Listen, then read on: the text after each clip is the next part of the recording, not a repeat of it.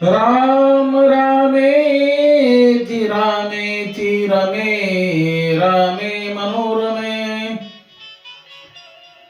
राम रामेति रामेति रमे रामे मनोरमे सहस्रनाम तत्तुल्यं राम नाम वरानने सहस्रनाम तत्तुल्यं राम नाम वरानने ओम नमः शिवाय ओम नमः शिवाय ओम नमः शिवाय।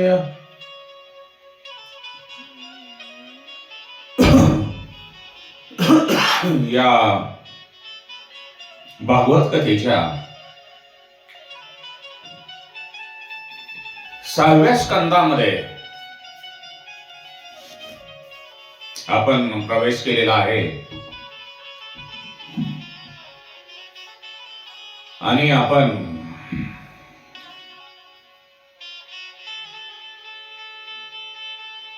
जी भागवत कथा ऐकत आहात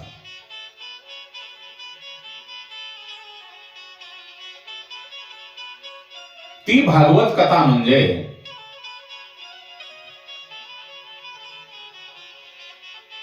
परमहंस संहिता।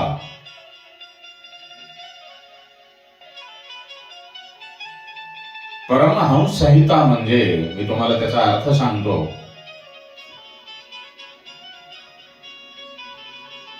हंस पक्षी आपणाला सर्वांना माहिती आहे।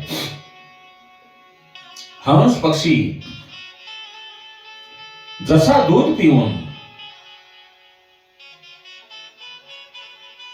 दुधात टाकलेले पाणी शिल्लक ठेवतो त्याप्रमाणे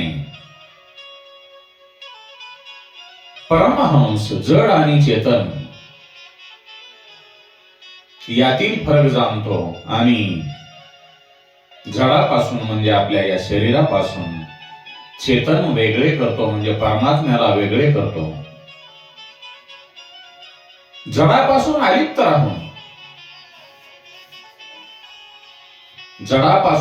राहून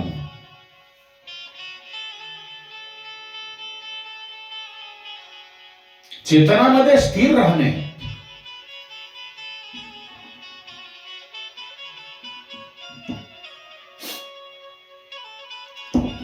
नारळामध्ये जोपर्यंत पाणी आहे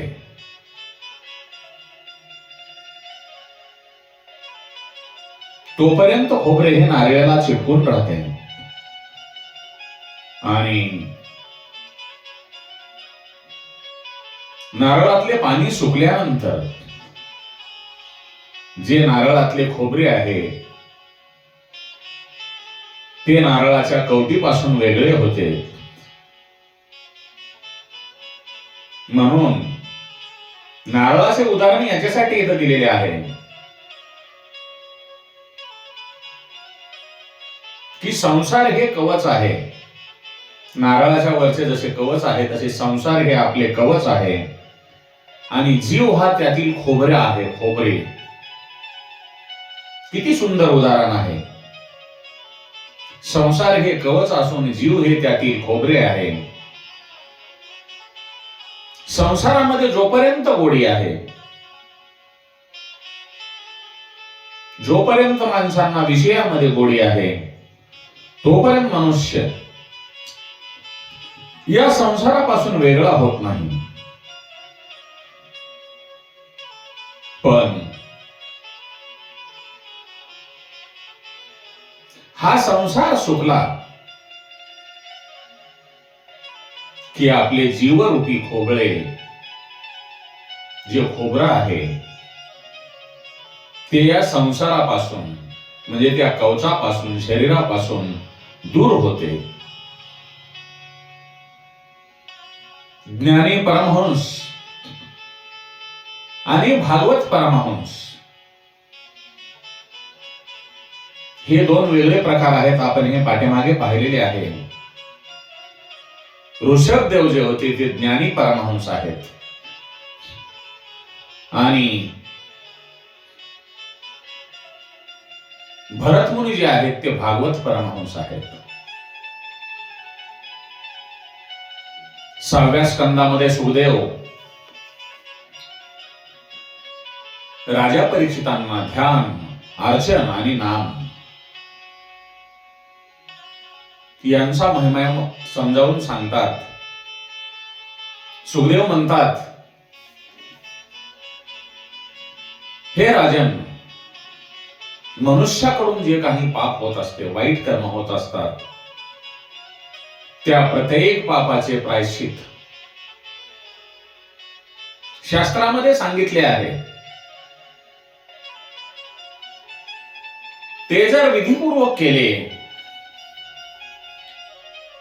तर पापाचा नक्कीच नाश होतो.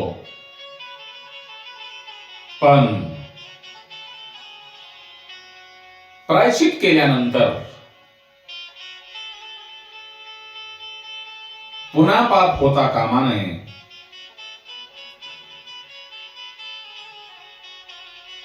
नाहीतर आपण जे काही प्रायश्चित केलेलं आहे त्या प्रायश्चित्ताला काहीही अर्थ उरणार नाही. तेव्हा राजा परीक्षित सुखदेवांना विचारतो, हे सुखदेवा,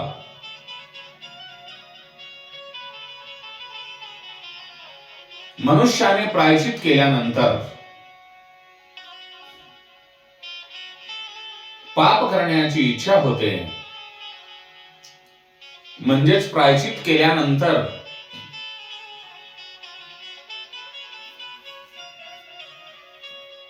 पापाचा नाश झाला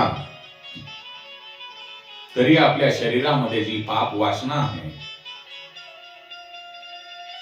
त्या पाप वासनेचा नाश होत नाही. तर मग ही पाप वासना जाण्यासाठी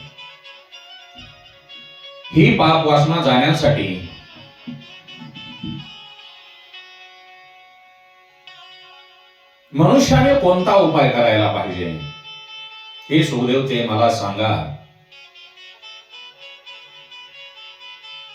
सुखदेव राजा परीक्षिताला सांगतात, तप, ब्रह्मचर्य, शम, दम, आपल्या मनाची स्थिरता, दान, सत्य, शौच आणि नियम या गोष्टी मनुष्याने वाढवल्या की पापाचा नाश होतो. पण परीक्षिता,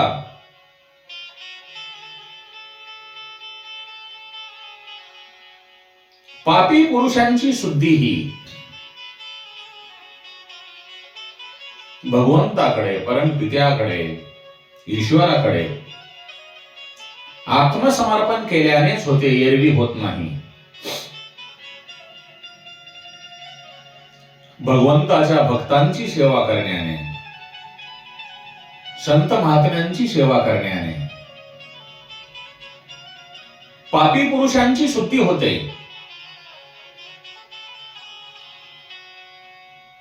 पापी पुरुषांची शुद्धी तपश्चर्येने होत नाही. पापी वाईट पुरुष जेव्हा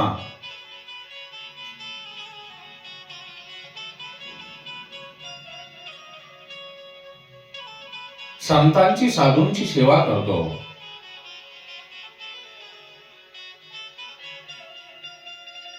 तेव्हा त्याची शुद्धी होते आणि तो जेवढा भक्तीने पवित्र होतो तेवढा शम, दम, तप इत्यादीने सुद्धा होत नाही. हे राजा, तुझा जो प्राण आहे तो तू भगवंताला अर्पण कर, म्हणजे तुझी पाप वासना जाईल. प्रत्येक श्वासाला तुझ्या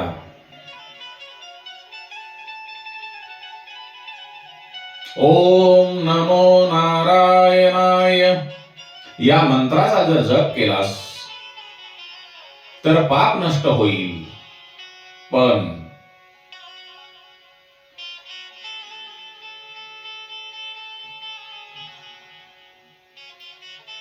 तू जो भगवंताच्या चरणावर प्राण अर्पण करणार आहेस तो म्हणजे श्वास अर्पण करणे. प्रत्येक श्वासाला भगवंताचे नाम स्मरण करणे, प्रत्येक श्वासाला ईश्वराच्या नामाचा जप करणे,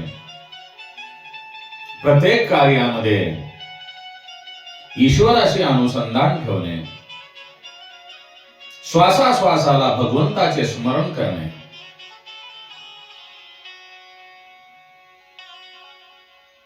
प्रत्येक श्वासाबरोबर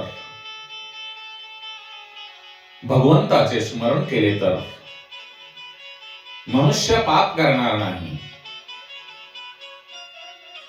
आणि त्याची भगवंताच्या स्मरणामुळे मुखामध्ये भगवंताचे नाम स्मरण चालू राहिल्यामुळे जी त्याची पाप करण्याची प्रवृत्ती आहे ती निघून जाईल. पापरूपी शत्रू बरोबरच्या युद्धात भगवंताला शरण जाणे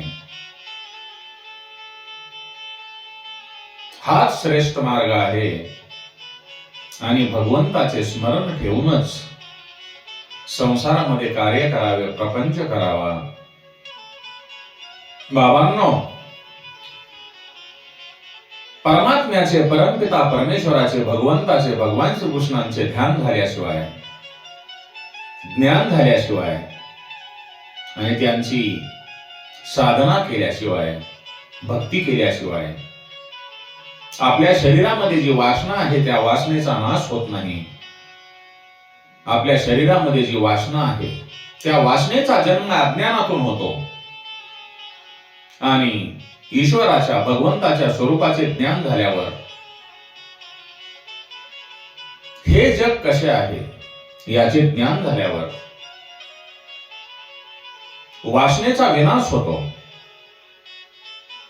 मनुष्याच्या शरीरामध्ये जे विकार आहेत ते जर काढावयाचे असतील तर भगवंताचे ज्ञान, भगवंत कसा आहे, भगवंताची भक्ती कशी करावी, भगवंताचे स्मरण कसे करावे याचे आपल्याला पूर्ण ज्ञान होणे आवश्यक आहे.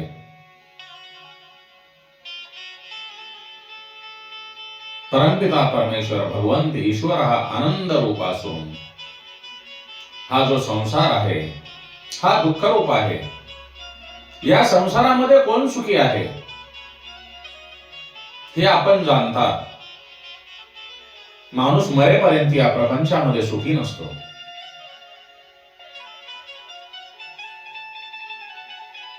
असा ज्या व्यक्तीला, ज्या मनुष्याला अनुभव येईल तेव्हा आपल्या मनामध्ये जी वासना आहे, विकार आहे त्यांचा नाश होतो आणि आपल्याला भगवंताचे ज्ञान झाल्यानंतर हे ज्ञान टिकवण्यासाठी आपला जो प्राण आहे, आपले जे शरीर, आपला जो देह आहे तो श्रीकृष्ण अर्पण करावा. आपल्या शरीरातील अज्ञानांचा जोपर्यंत नाश होत नाही तोपर्यंत वासनेचा नाश होत नाही आणि जोपर्यंत वासनेचा नाश होत नाही, विकारांचा नाश होत नाही, तोपर्यंत पापाचाही नाश होत नाही. जी ज्ञानी माणसे आहेत, जी ज्ञानी माणसे आहेत ती केवळ आपल्या इंद्रियावर ताबा ठेवतात, पण त्यामुळे त्यांच्या वासनेचा नाश होत नाही.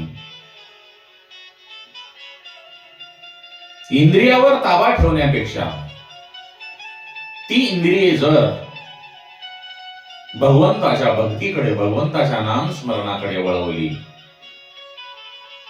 तर नक्कीच वासनेचा विनाश होतो. आणि जर प्रत्येकाला वाटत असेल की आपणाला आपले मन पवित्र करावयाचे आहे तर आपले जे डोळे आहे ते भगवंताच्या मूर्तीकडे, भगवंताची मूर्ती, भगवंताचे रूप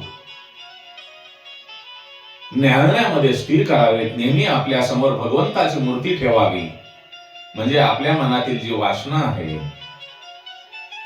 ती आपली निघून जाईल. नसेल तर जड भरत मुनी सारखे आपली फक्त नजर आहे ती चार हातावर ठेवावी. कारण आपणाला समोरचे काही दूरचे दिसणार नाही आणि आपल्या मनामध्ये वासना निर्माण होणार नाही. 6व्या स्कंदामध्ये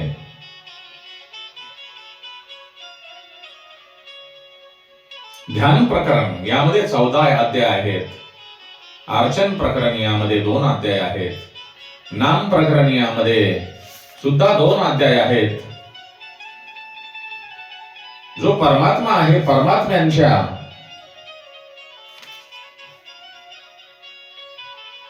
भगवंत आहे भगवंताच्या मंगलमय नामाचा जप करावा. तुम्ही ज्ञान मार्गी असा की भक्ती मार्गी असा,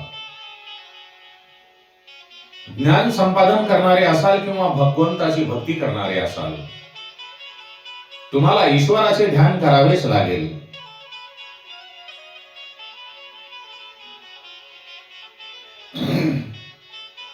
जर तुम्ही भगवंताचे ध्यान कराल तर तुमच्या मनामध्ये एकाग्रता निर्माण होईल आणि एकाग्रतेमुळे मनाची शक्ती वाढेल.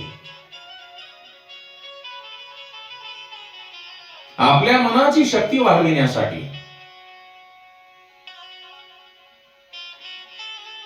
ध्यान, अर्चन आणि नामजप ही जी काही साधने आहेत, या साधनाद्वारे आपण भगवंताकडे जर अनुसंधान केले, जसे आपण फोन लावून एखाद्याशी संपर्क साधतो, त्याप्रमाणे ध्यान, अर्चन आणि नामजप, ध्यान, अर्चन आणि नामजप या 3 साधनाद्वारे जर भगवंताशी आपण कनेक्टिव्हिटी साधली, संपर्क साधला, की नक्कीच आपल्या पापाचा नाश होईल. आपले जीवन शुद्ध होऊन आपणाला कधीही नीच योनीमध्ये जन्म घ्यावा लागणार नाही. म्हणून भगवंताच्या मंगलमय स्वरूपाचे ध्यान, जप, भजन करण्याची सवय लावून घ्या. भगवंताचे ध्यान, अर्चन आणि नामजप या 3 साधनावर दृढ विश्वास ठेवा. आपल्या शरीरातील जे इंद्रिय आहेत त्या इंद्रियांना भक्ती रसामध्ये नाहू घातल्याशिवाय वासनेचा विनाश होत नाही. भक्तीच्या मार्गाने जीव ईश्वराजवळ जातो. यमुना महाराणी ही भक्ती स्वरूप आहे. यमुना महाराणी ही भक्ती स्वरूप आहे. आणि आपण भक्ती केली तर भक्तीच्या मार्गाने आपला जो जीव आहे त्या जीवाचा ब्रह्मसंबंध होतो, म्हणजे ब्रह्माशी एकनिष्ठ होतो जीव.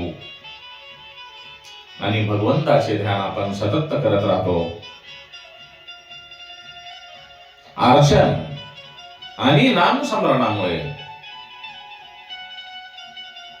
भक्ती ही दृढ होते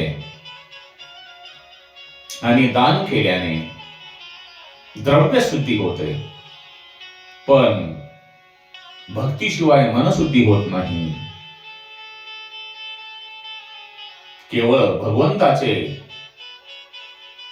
ध्यान, स्मरण केल्यानेच मन शुद्ध होते. सांगणे हे महत्वाचे आहे की भक्तीपेक्षा जर तुम्ही दान केले तर भगवंत मिळणार नाही, परंतु भक्ती केल्याने भगवंताचे दर्शन होते. म्हणून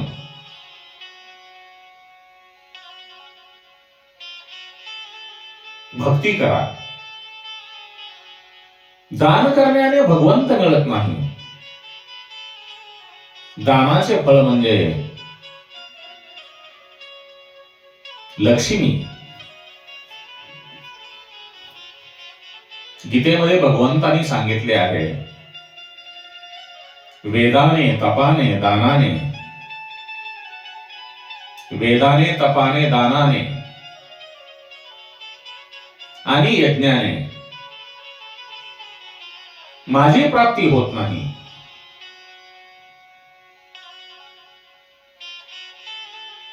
परमात्म्याच्या ध्यानानेच मनशुद्धी होते. म्हणून रोज ध्यान करावे आणि ध्यानामध्ये एकाग्रता होण्यासाठी, ध्यानामध्ये एकाग्रता येण्यासाठी भगवंताचे नाम संकीर्तन, नाम जप करण्याची गरज आहे. या तीनही साधनाद्वारे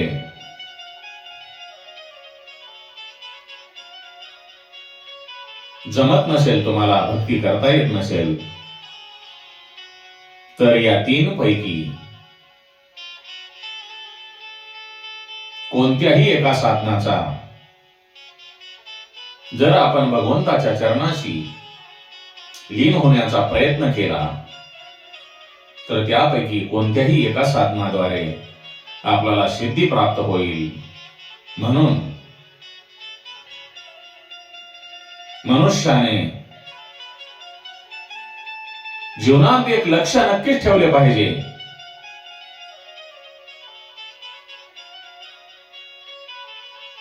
की ज्या जीवनामध्ये ध्येय नाही, ते जीवन म्हणजे नाविकाशिवाय नौकेप्रमाणे असते. ध्येय नक्की करून ते सिद्ध करण्यासाठी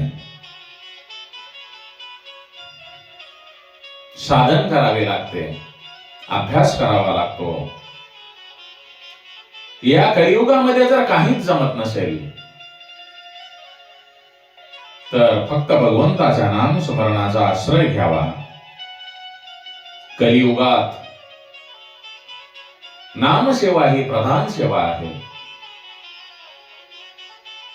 कलियुगामध्ये स्वरूप सेवा लवकर फळाला येत नाही. स्वरूप सेवा उत्तम आहे, पण त्यात पावित्र्याची गरज आहे. या कलियुगामध्ये मनुष्य पावित्र्य राखू शकत नाही. म्हणून भगवंताचे नाम संकीर्तन करणे हेच उत्तम आहे. आणि परमात्म्यांचा साक्षात्कार होईपर्यंत नामाचा आश्रय घ्यावा. एक ना एक दिवस परमपिता परमेश्वर देवादिदेव महादेव भगवान श्री कृष्ण, भगवान श्रीराम, भगवान श्री हरिनारायण सपत्नीक आपल्या देवीसह, आपल्या अर्धांगिनीसह आपणाला नक्कीच दर्शन देतील. हे भागवत प्रमाण आहे. महर्षी व्यासांनी रचलेले हे भागवत असून यावर श्रद्धा ठेवून भाविकांनी भगवंताच्या नामाचा जप करावा आणि भगवंताचा साक्षात करून घ्यावा. श्रीराम जय राम, जय जय राम. ओम नमो भगवते वासुदेवाय. कृष्णं वंदे जगद्गुरुं, कृष्णं वंदे जगद्गुरुं, कृष्णं वंदे जगद्गुरुं.